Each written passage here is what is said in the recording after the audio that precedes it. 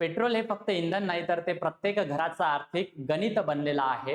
ही गतिमान असलेली चाकं जरी पेट्रोलमुळे फिरत असली तरी सामान्य माणसाच्या डोक्यात फिरते ती चिंता. या चिंतेला एक कारण म्हणजे की इथून पुढे पेट्रोलला रामराम ठोकावा लागणार आहे का? कारण इथून पुढे भविष्यात 100% इथेनॉल ऍज अ इंधन म्हणून आपल्याला यूज करावं लागणार आहे. अशा पद्धतीचं जे स्टेटमेंट आहे ते रस्ते व वाहतूक मंत्री नितीन गडकरी यांनी केलेलं आहे. नेमका हे इथेनॉल काय आहे आणि या संबंधितच्या समस्या काय हेच आपण या छोटेखानी व्हिडिओच्या माध्यमातून समजून घेणार आहोत. Hello aspirants, welcome to all. मी प्रतीक कुमार स्वागत करतो तुम्हा सर्वांचं पुन्हा एकदा एओनायसच्या युट्यूब प्लॅटफॉर्मवरती. बघा, अधिक वेळ न करता आपण बघूया की न्यूज काय होती. नितीन गडकरी यांनी भारताचे निकट भविष्यात 100% काय आहे इथेनॉल मिश्रण साध्य करण्याचा प्रयत्न करावा असे म्हटले आहे आणि याच वक्तव्यामुळे आपण ही न्यूज या ठिकाणी काय करतोय, कव्हर करतोय. आणि हे वक्तव्य भारताच्या ऊर्जा गरजांमध्ये स्वावलंबन म्हणजे तुम्हाला माहित असेल की मागच्या काही दिवसांमध्ये जे युद्धाची सिच्युएशन होती, जी परिस्थिती होती, त्यामुळे जो इंधनाचा फटका आपल्या भारताला बसलेला आहे हे सुद्धा आपण बघितलेला आहे. आणि म्हणून भविष्यात कुठेतरी आपण स्वावलंबन व्हायला पाहिजे, कारण 90% क्रूड ऑइल हे आपण बाहेरून काय करत असतो, इम्पोर्ट करत असतो. आणि मग स्वतःकडे आपल्याकडे काही असं इंधन असायला पाहिजे जे स्वनिर्मित असेल, जे भारतात निर्मित झालेलं असेल. त्याच अनुषंगाने या पार्श्वभूमीतून हे स्टेटमेंट करण्यात आलेलं आहे. बरं, मग आता हे इथेनॉल म्हणजे काय हे जर कुणाला माहित नसेल किंवा याबद्दल जर तुमच्या काही समस्या असेल तर ते आपण एक मिनिटामध्ये इथून बघून घेऊया. आणि 100% मिश्रण म्हणजे काय. तर बघा, सर्वात आधी की 100% इथेनॉल मिश्रण म्हणजे काय, की हे पूर्णपणे शुद्ध इथेनॉलचा वापर ऍज अ इंधन म्हणून, जसं आपण पेट्रोल म्हणून वापर करतो तर पेट्रोलच्या जागी इथेनॉल वापरणे. जसं की आता आपण इथे 20% काय वापरतो, इथेनॉल वापरतो आणि 80% जे आहे ते काय वापरतो, पेट्रोल वापरतो. पण मग इथून पुढे 80% पेट्रोल राहणार नाही, त्यामध्ये सुद्धा इथेनॉल ऍड होणार आणि 100% इथेनॉल आपण त्या ठिकाणी इंधन म्हणून वापरणार आहोत. याला म्हणतात आपण E100 किंवा 100% इथेनॉल मिश्रण. बरं, मग आता हे इथेनॉल म्हणजे काय आणि ते कसं तयार करता हा जर प्रश्न असेल तर तो सुद्धा आपण बघून घेऊया. याला सामान्यतः आपण काय म्हणत असतो, बायोफ्युल म्हणत असतो. बायोफ्युल म्हणजे जे वनस्पतीपासून तयार झालेलं इंधन आहे ते म्हणजे बायोफ्युल. याच्यात प्रामुख्याने ऊसापासून, तांदळापासून किंवा मक्यापासून या वनस्पतीपासून हे बनवल्या जातं. बरं, मग याची प्रोसेस कशी आहे तर बघा, याला काही कच्चा माल लागतो, जसं की मी तुम्हाला सांगितलेलं आहे. आणि त्या कच्च्या मालासोबत काय केलं जाते की किण्वन प्रक्रिया केली जाते. जे ईस्ट असतं त्यासोबत त्याची प्रक्रिया केली जाते आणि त्यानंतर त्याचं डिस्टिलेशन करण्यात येतं. म्हणजे काय की त्यामधून इथेनॉल वेगळं करण्यात येतं. अशी ही सगळी इथेनॉल बनवण्याची प्रोसेस आहे आणि ते वेगळं केलेले इथेनॉल मग आपण इंधन म्हणून वापरत असतो. आलंय लक्षात.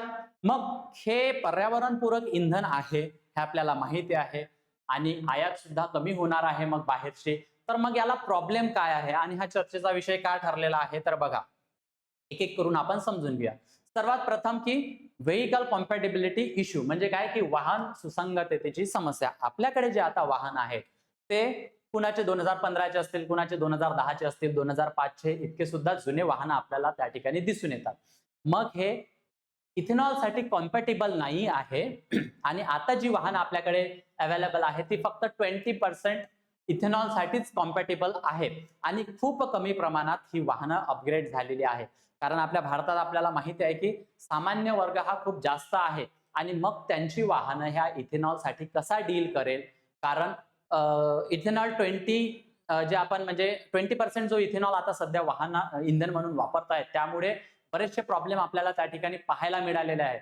तुमचे इंजिन्स खराब झालेले असतील किंवा तुमचे जे फ्युल सिस्टम आहे ते कुठेतरी ब्रेक झालेले असतील आणि त्यामध्ये गंज कुठेतरी चढलेला आपल्याला त्या ठिकाणी अशा विविध चर्चा दिसून आलेल्या आहेत. मग 100% इथेनॉल साठी आपल्याकडे ती वाहनच नाही तर हा सर्वात मोठा विषय आहे, येते लक्षामध्ये. आणि त्यालाच आपण काय म्हणतो की फ्लेक्स फ्यूल व्हेइकल्स म्हणतो, की जे इथेनॉल आणि पेट्रोल ह्या दोघांसाठी कॉम्पॅटिबल असेल. हे दोघेही इंधन म्हणून आपल्याला वापरता येईल या पद्धतीचे वाहन आपल्याकडे नाही.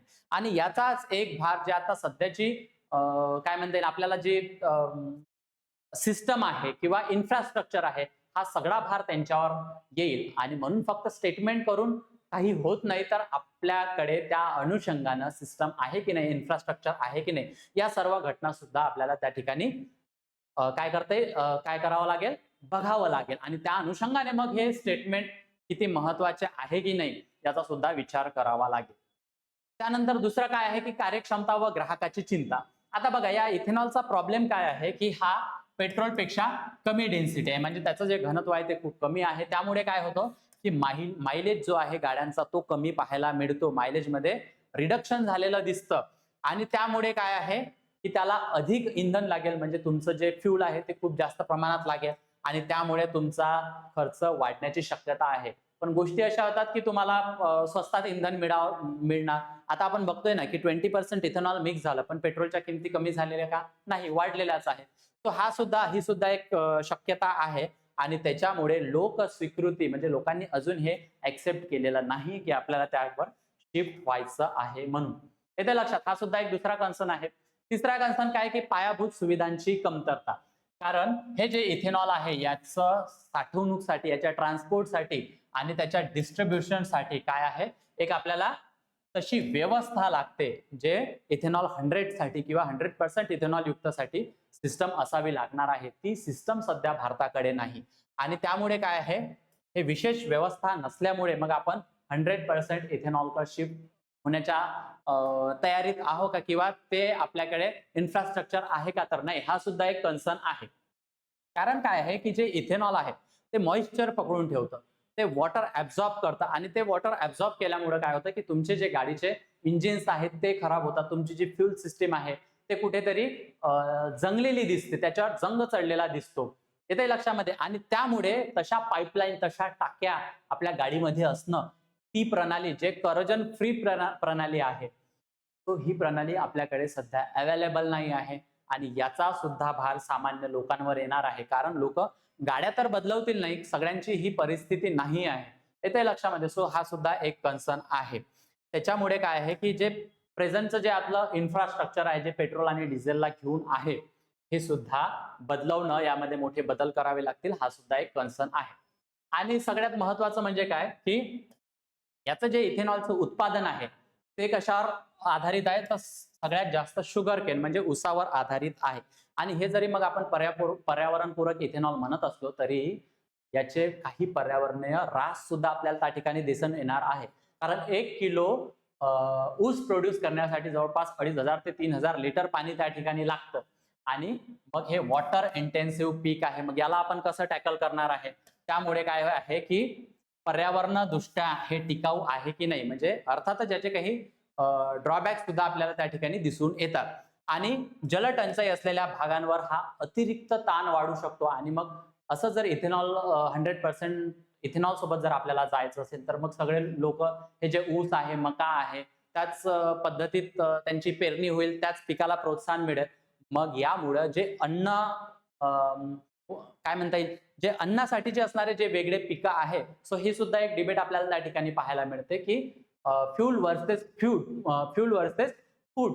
सो ही सुद्धा एक डिबेट त्या ठिकाणी आहे. आणि विविध पिकांच्या लागवडीवर सुद्धा याचा परिणाम होताना दिसून येईल. मग अशा कंडिशन मध्ये आपण खरंच 100% इथेनॉल साठी तयार आहोत का, रेडी आहोत का, की आपण फक्त स्टेटमेंट देऊन त्या ठिकाणी फक्त चर्चा पेरतोय, या सुद्धा अनुषंगाने हे महत्वाचं आहे. या चर्चेला धरून तुमच्यासाठी प्रश्न ठेवलेला आहे की जो मुख्य परीक्षेच्या दृष्टीने महत्वाचा आहे.